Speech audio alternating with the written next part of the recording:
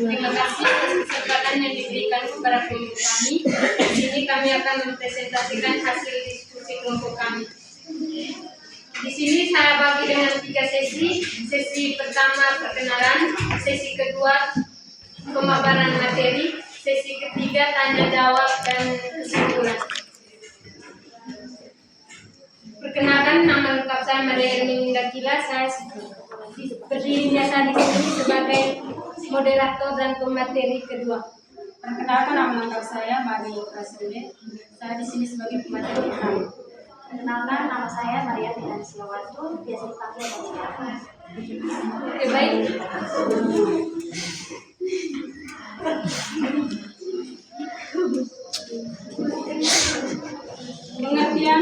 Pengertian peta. Peta adalah gambaran profesional permukaan bumi yang diperkecil sebagai penampakannya jika dari atas ditambah dengan tulisan-tulisan simbol sebagai tanda pengenal. Peta juga merupakan gambaran sebagai atau seluruh wilayah permukaan bumi dengan berbagai penampakan pada suatu bidang datar yang diperkecil menggunakan skala tertentu. Pengertian peta menurut para ahli.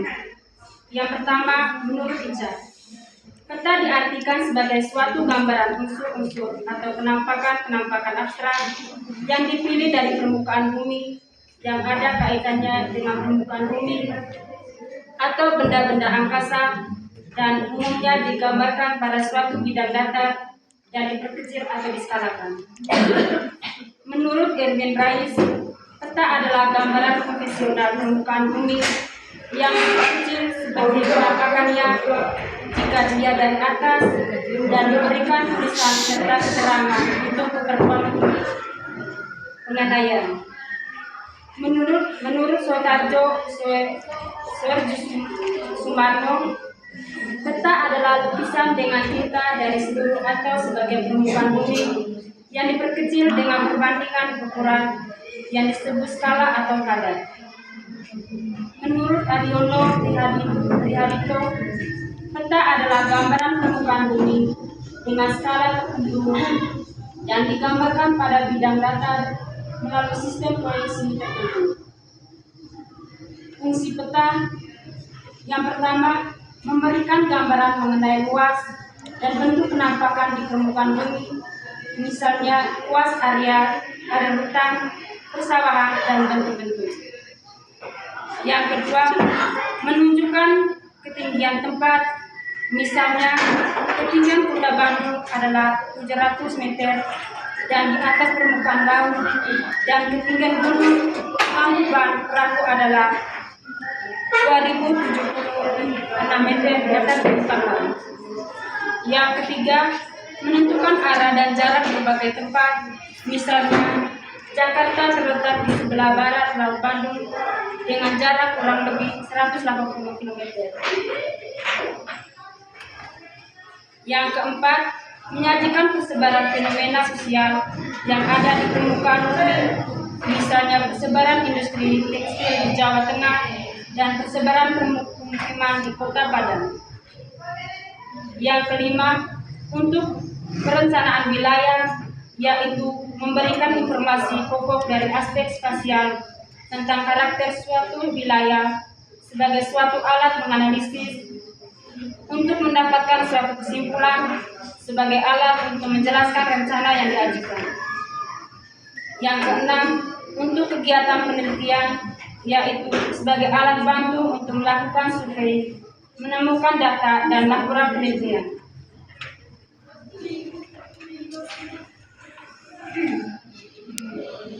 Yang ketujuh, petunjuk jalan bagi orang-orang yang berpergian di tempat-tempat yang belum pernah dikunjungi. 3. Komponen peta. Untuk membuat peta yang baik dan lengkap, sekurang-kurangnya harus memenuhi syarat-syarat yang merupakan komponen peta, antara lain: 1. Judul peta. Judul peta biasanya diletakkan di bagian atas peta. Judul harus mencerminkan isi dan tipe peta. Dari judul peta dapat diketahui data yang digambarkan dan terletak di mana data tersebut. 1. Garis tepi peta. Garis tepi peta merupakan garis yang membatasi informasi yang terdapat pada OP tersebut. 2. Petunjuk arah. Petunjuk arah merupakan tanda pada peta yang menunjukkan arah utara, timur, selatan, barat, daerah yang digambarkan. Ketiga, skala peta. Skala peta yaitu perbandingan jarak datar antara dua titik di peta dan jarak sebenarnya di permukaan bumi. Yang keempat, garis astronomis. Garis astronomis adalah garis yang menunjukkan di mana lokasi daerah yang digambar berdasarkan garis bujur dan garis lingkaran. Yang kelima, peta inset.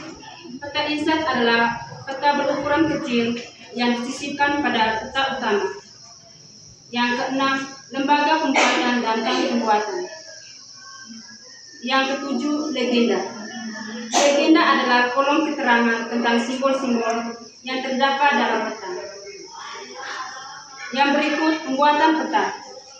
Pembuatan peta yang baik memerlukan beberapa hal yang harus diperhatikan. Yang pertama, sumber data. Sumber data atau perbuatan peta hasil observasi langsung, hasil interpretasi, foto udara dan citra satelit, dan informasi statistik.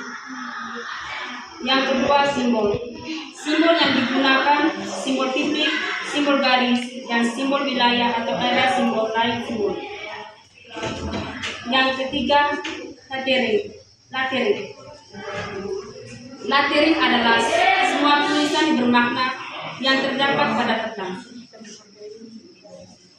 Yang berikut, macam-macam peta. Yang pertama, peta umum, dan yang kedua, peta khusus. Peta umum atau peta rupa bumi yaitu peta yang menyajikan kondisi topografi atau seperti lokasi jalan, gunung, sungai, informasi ketinggian tempat, dan tutupan lahan, dan batas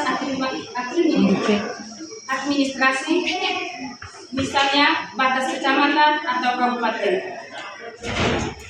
Yang berikut, peta khusus atau peta tematik, yaitu peta yang menggambarkan penampakan yang bersifat khusus yang terdapat di daerah tertentu. Yang berikut, informasi spasial dari peta rupa bumi. Peta dasar atau peta rupa adalah peta yang menampilkan penampakan permukaan bumi secara umum tanpa menonjolkan salah satu informasi. Informasi yang disajikan dalam peta rupa bumi berupa penampakan alam dan penampakan buatan manusia. Yang berikut, informasi spasial dari peta tematik. Peta tematik adalah peta yang menyajikan penggunaan ruangan pada tempat tertentu sesuai dengan tujuan tertentu pula. Dapat dikatakan bahwa peta tematik merupakan peta yang hanya menggambarkan satu tema saja, seperti peta yang dibuat khusus untuk menggambarkan kepadatan penduduk suatu negara, jenis, iklim, persebaran jenis tanaman tertentu, dan perubahan iklim dan lain sebagainya.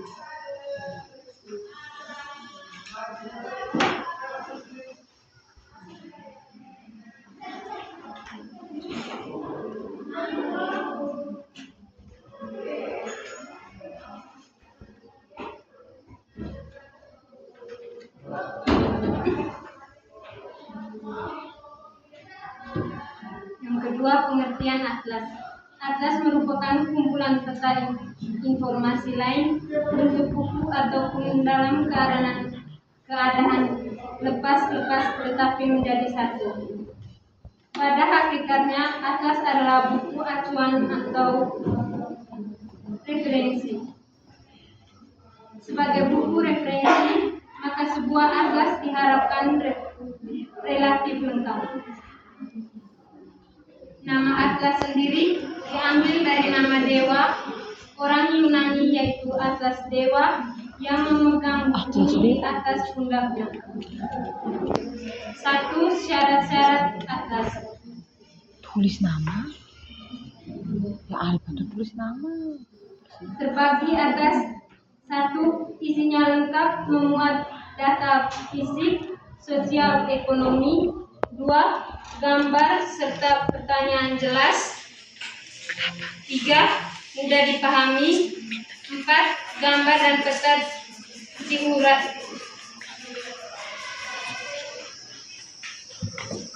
diurutkan sesuai judul atlas. Dapat. 2. Ciri-ciri atlas.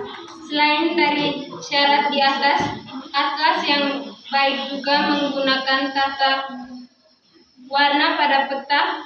Pada dasarnya itu sesuaikan dengan simbol-simbol yang ada. Kemudian halaman dapat mencantumkan sebuah legenda peta yang menjelaskan mengenai arti simbol-simbol di dalam atlas. 3. Fungsi atlas. Secara umum, atlas ini mempunyai beberapa fungsi, antara lain: 1. Sebagai petunjuk lokasi dalam pemetaan wilayah. 2. Memberikan informasi tentang posisi. 3. Letak dan luas wilayah. 4. Menunjukkan relief berupa penampakan bumi di suatu wilayah. 4. Unsur atlas. Di bawah ini merupakan unsur-unsur dari atlas, di antaranya sebagai berikut.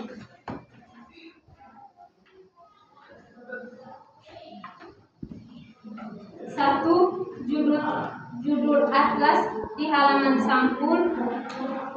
2. Daftar isi. 3. Legenda singkatan serta keterangan penting. 4.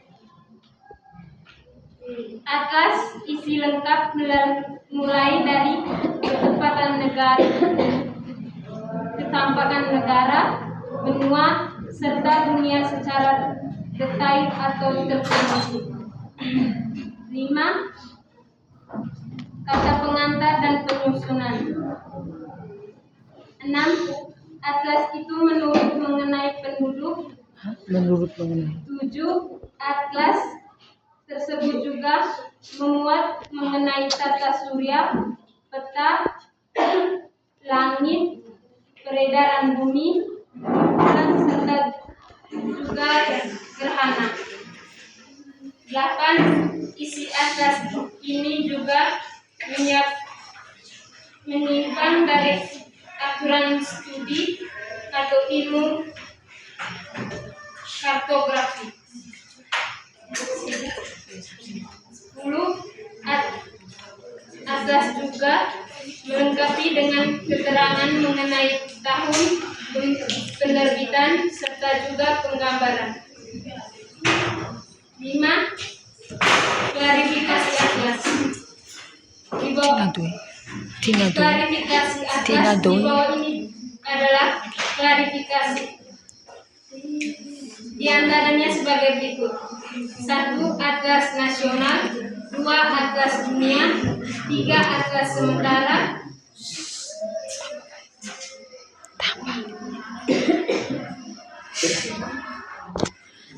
Yang ketiga, globe.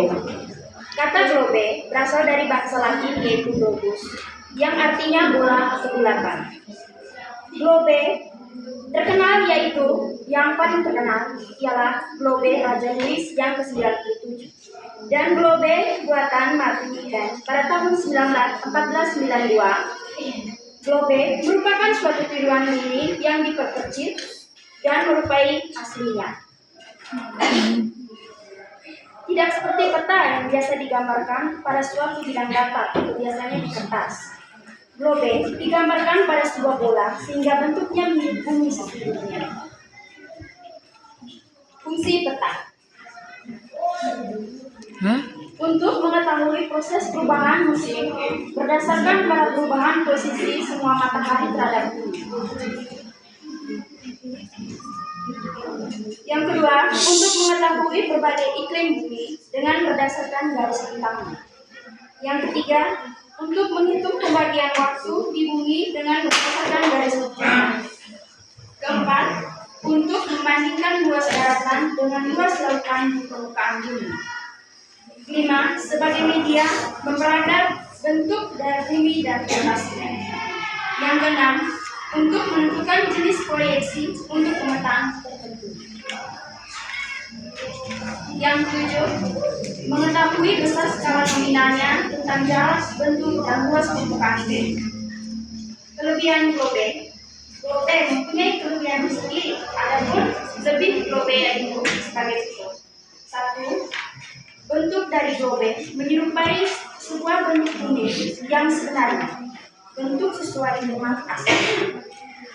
Yang kedua, letak astronomi dan geografis pada globe gampang untuk dipelajari karena mengikuti bentuk bumi. Yang ketiga, gambar daratan dan lautan pada globe bisa terlihat persebaran sesuai dengan kenyataan. Yang keempat, pembagian iklim matahari bisa lebih mudah untuk dipelajari dan memakai globe. Kekurangannya globe. Tadi fungsi peta, sekarang Berikut globe. ini ada penjelasan apa saja yang menjadi pelajaran dari globe. Saya ngerti. Dan kelemahan globe sebagai berikut. Pada skala globe terlalu kecil sehingga sebuah informasi tidak lengkap masih umum. 2. Globe tidak mudah untuk dibawa kemana-mana karena berbeda dari peta yang disajikan. Dan untuk beberapa globe ada simbol-simbol yang terkandung dari globe, yaitu posisi globe dibuat semirip mungkin dengan bumi. Misalnya posisi horizontal, globe mempunyai kemiringan yang sama dengan kemiringan bumi dan bidang ekuilibria. Globe bisa menunjukkan kenampakan permukaan bumi dengan baik. Biasanya globe dipakai untuk rencana rute pelayaran atau penerbangan dalam dunia peluncuran satelit. Globe juga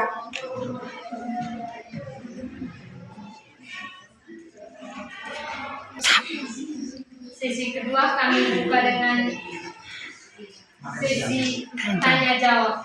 Kami buka dengan 3 penanya. Kesempatan saya. Waktu dan kesempatannya saya berikan.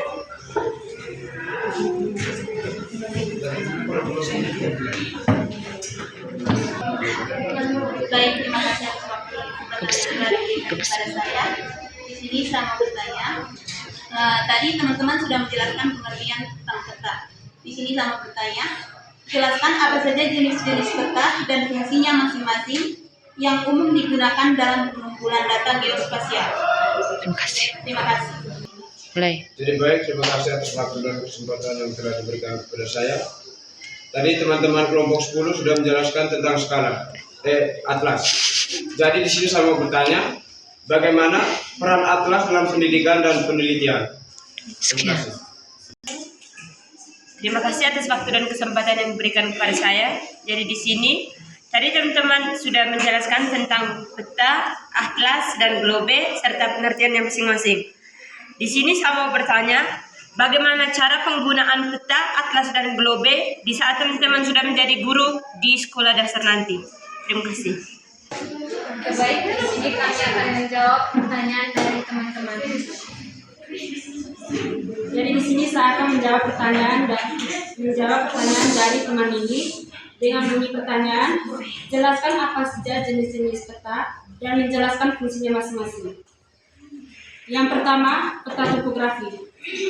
Fungsinya, peta ini menggambarkan bentuk permukaan bumi secara rinci, termasuk relief atau gunung, lembah, dataran, jalan, sungai, dan batasan wilayah. Yang kedua, peta politikal atau peta politik.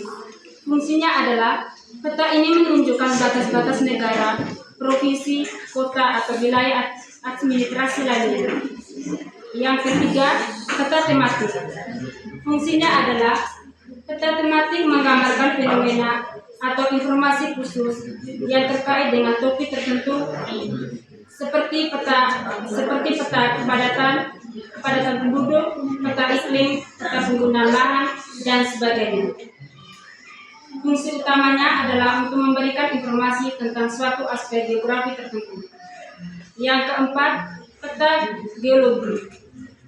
Fungsinya, peta geologi menunjukkan informasi mengenai jenis-jenis batuan, struktur geologi, dan fenomena geologi lainnya seperti pataan atau lipat-lipatan. Peta ini sangat berguna untuk kegiatan eksplorasi sumber daya alam, penelitian geologi, dan mitigasi bencana alam. Yang kelima, peta dunia. Fungsinya, peta dunia menggambarkan permukaan bumi secara keseluruhan, menunjukkan negara-negara, samudra, benua, serta fitur geografi besar lainnya. Fungsi utamanya adalah untuk memberikan gambaran umum mengenai perbagian geografi global. Yang keenam, peta jalan. Fungsinya, peta jalan menunjukkan jaringan jalan raya, jalur transportasi, dan infrastruktur lainnya seperti stasiun atau bandara. Peta ini sangat penting untuk navigasi, perjalanan, dan perencanaan transportasi. Yang ketujuh, peta cuaca. Fungsinya, peta cuaca digunakan untuk menggambarkan kondisi cuaca di suatu daerah, termasuk informasi mengenai suhu, kelembapan, tekanan udara, angin, dan fenomena cuaca lainnya. Yang ke-8, peta sensus. Fungsinya ialah peta sensus berisi data mengenai jumlah penduduk, distribusi usia, pekerjaan, dan atribut demografi lainnya. Peta ini digunakan untuk merencanakan kebijakan publik dan pembangunan berdasarkan data populasi. Yang ke-9, peta arus laut. Peta arus laut menggambarkan pola pergerakan air laut di berbagai wilayah. Yang ke-10, peta perdagangan. Peta ini menggambarkan pola perdagangan internasional, jalur distribusi barang, serta pusat-pusat perdagangan penting. Peta perdagangan digunakan dalam analisis ekonomi dan perencanaan bisnis global. Yang ke-11, peta gathergram. Peta gathergram adalah peta yang menyajikan data statistik dalam bentuk visual dengan cara mengubah ukuran wilayah sesuai dengan data yang dipanggil. Peta ini berguna untuk menggambarkan perbandingan data antar wilayah seperti distribusi kekayaan, tingkat pendidikan, atau tingkat kemiskinan. Yang ke-12, peta isolinis. Fungsinya, peta isolinis menggunakan garis-garis untuk menghubungkan titik-titik wilayah yang sama seperti peta suhu atau peta tekanan udara. Peta ini berguna untuk menggambarkan variasi fisik atau iklim dari suatu wilayah. Nomor 2, Hanya bagaimana? untuk teman ini bagaimana jawabannya? Hah? Nomor 2, dengan bunyi pertanyaan, bagaimana peran Atlas dalam pendidikan dan penelitian? Atlas memainkan peran penting dalam pendidikan dan penelitian karena penyediaan kumpulan peta, tematik, dan informasi geografis yang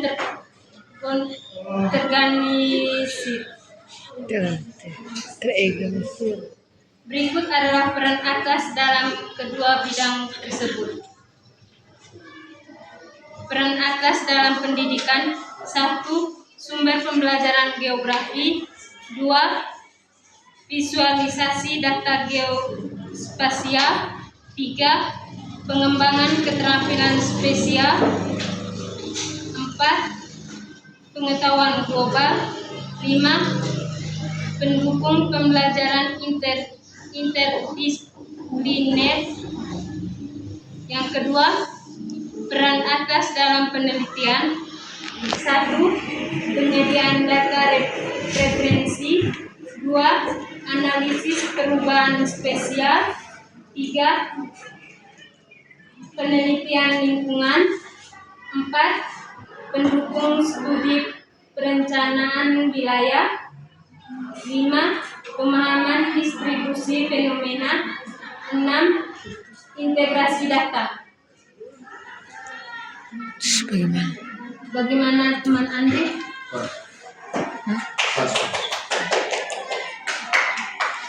Baik, saya akan menjawab pertanyaan dari teman. Dengan bunyi pertanyaan, Bagaimana cara menjelaskan tentang atlas dan globe di atas? Nah, untuk itu kita sebagai guru di ISD-nya nanti, terlebih dahulu kita menjelaskan apa itu peta, atlas, dan juga globe. Kemudian suruhlah salah satu murid untuk menunjukkan apa itu kumpulan peta dan juga apa itu globe dan juga atlas. Dan juga ajak anak-anak untuk mencari lokasi tertentu tentang globe dan atlas. Misalnya tanya di mana letak Indonesia dan atau letak mana laut terdekat di antara provinsi itu. Dan juga buatlah permainan sederhana seperti mencocokkan peta dengan lokasi globe dan atlas. Beli. Bagaimana jawaban?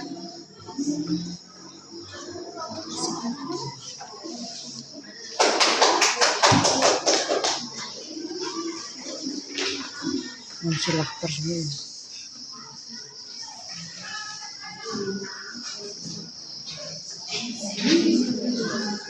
Simpel. Sesi kedua sudah selesai. Di sini kami buka dengan kesimpulan. Kesimpulannya, peta, atlas, dan globe adalah alat bantu visual yang sangat bantu kita untuk menemukan suatu wilayah. Contohnya, memahami ruang, mempelajari lokasi, menganalisis data geografis, dan membuat keputusan. Secara keseluruhan, peta, atlas, dan globe adalah alat yang saling melengkapi. Penggunaan ketiga alat ini dapat meningkatkan pemahaman kita tentang dunia.